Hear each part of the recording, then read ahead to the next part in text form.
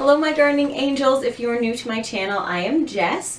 Today I'm going to be talking about how to identify succulents. So I am very nerdy in this aspect of I really like to know the scientific names of succulents when I get them, because I just think that will help me take care of them more properly, and it's also kind of nice to identify them as something different than the rest of them.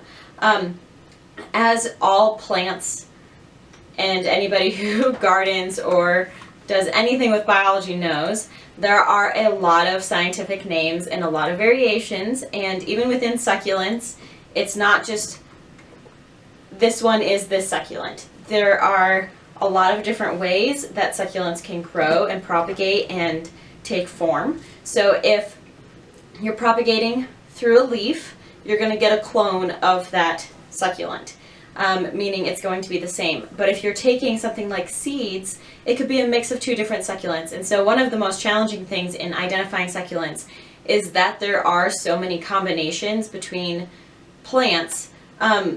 So everything could be a hybrid. So that's kind of something you have to just take with a grain of salt. If you can't find what your succulent is and it's driving you crazy, it could be a hybrid of something. So don't get too caught up in it, but for the most part there's usually an identification out there.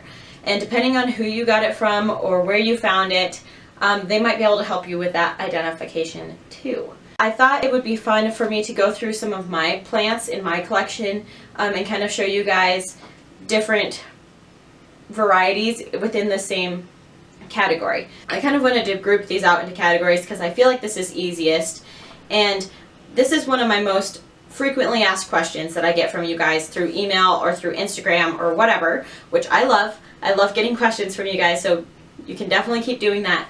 But I feel like this is something you're interested in, and I wanted to show you kind of how I go about doing this. So let's start with Echeverias. That these are kind of your rosette shaped succulents. These ones usually propagate through leaf amazingly. I usually don't have a problem with them. As you can see, this is a Pachyphytum, compactum. It is a rosette shape, but it does a pretty good job at putting off these offsets. And a lot of succulents, or Echeverias, or Graptopetillums, or Echeverias, those are kind of the main groups. They will produce through leaf, but they also could produce through offshoots, depending on kind of the age of the plant and how it's set up. So a lot of times older plants will produce more offsets, but if it's a younger plant, you're probably not going to expect that. This category also applies to Moonstones, which are, if you're interested in the name, are Pachyphytum oviferum. I'll put it in the description box, but those are Moonstones. These are usually chubbier leafed. However, we have everything from the Echeveria Lilicina to the Echeveria neon breaker, which probably isn't the scientific name, but that's just what it's known as. And the neon breakers actually have a lot thinner leaves. So that's kind of the first category. This is my favorite. This is probably the most popular category that you're going to see in arrangements or bouquets or etc. Everybody loves those succulents. However, they do require a lot more light than kind of the other categories. Then I would say that there is this category over here, which is going to include your Agaves, your Aloes, your Haworthias, stuff like that. They all kind of have a similar structure, and so I would encourage you guys to kind of look at these ones and kind of learn their build. So they kind of do have a similar rosette shape in some of them, where it starts in the middle small and gets bigger towards the outside, and is circular like that, and all kind of stems from the same base, similar to the rosette shaped succulents. So like this one here is a Haworthia. I believe it's a cooperi. It has the window top leaves, but these succulents propagate through offsets pretty much strictly. I have seen where somebody has taken a leaf and propagated it, but I have never been successful with it, and as you can kind of tell here, my Haworthias and my aloe and this kind of category does extremely well through offsets, so I don't ever have to worry about propagating it through leaf. I just focus on making the plant healthy and happy and getting bigger, and it will make some for me. So that's kind of this category here. I would also argue that sempervivums fall in this category. Sempervivums are the scientific name for hen and chicks, which are really popular if you live in a hardy or colder climate. They are allowed to be grown outside. They propagate really well on their own, as if you have them you would know. So that's kind of that category, I would say. They usually have thicker leaves as well.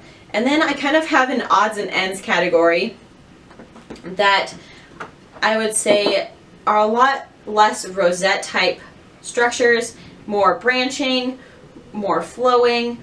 They're kind of the weirdos of the succulent group, in my opinion, but I like them. So here we have the calanchos, or the kalanchoe, however you want to pronounce that. This one here is gorgeous. I have the name of it somewhere. Okay, this is a kalanchoe orgialis. These are really pretty. Mother of Thousands, that's a kalanchoe. Another kalanchoe would be the panda plant or chocolate soldier. Those are the fuzzy leaved ones. But those all fall under that category as well.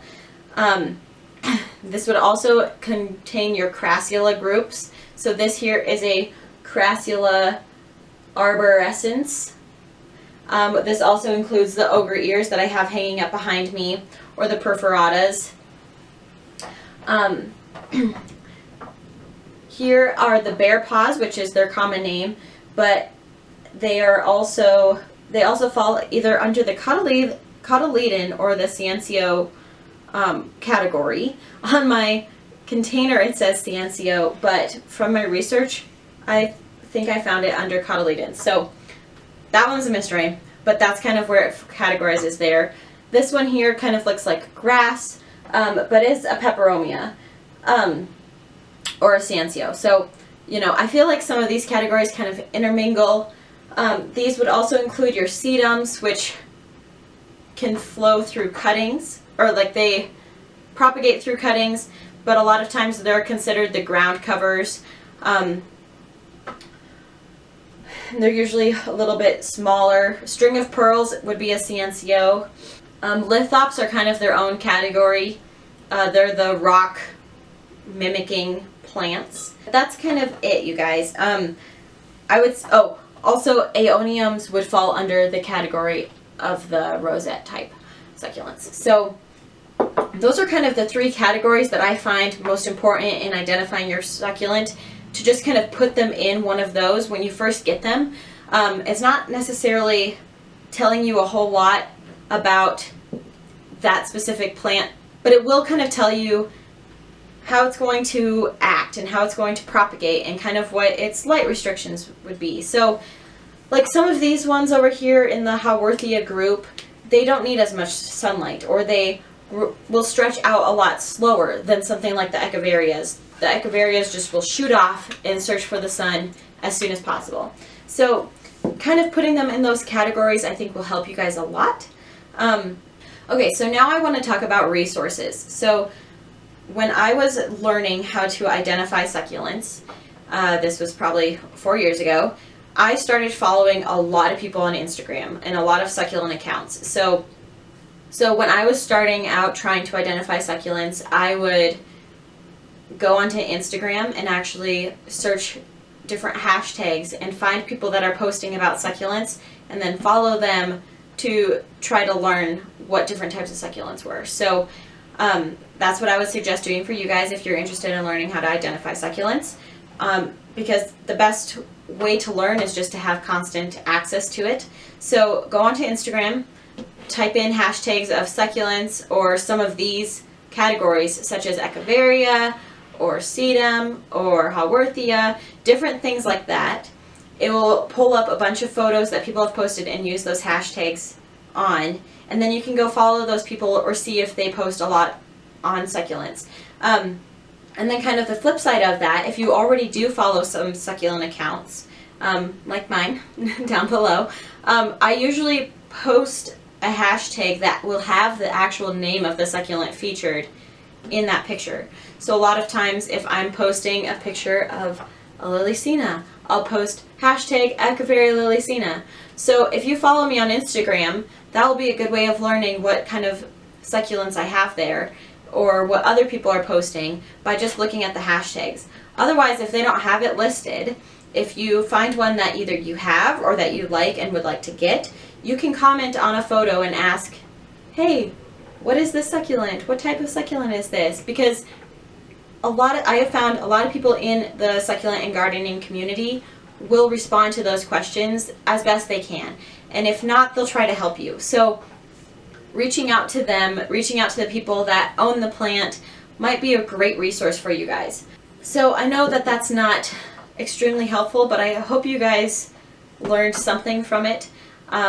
Or if anything, know that you can ask me now to help you identify your succulents. So I hope you guys enjoyed this video, and don't forget to subscribe to our channel and give us a big like if you found this helpful.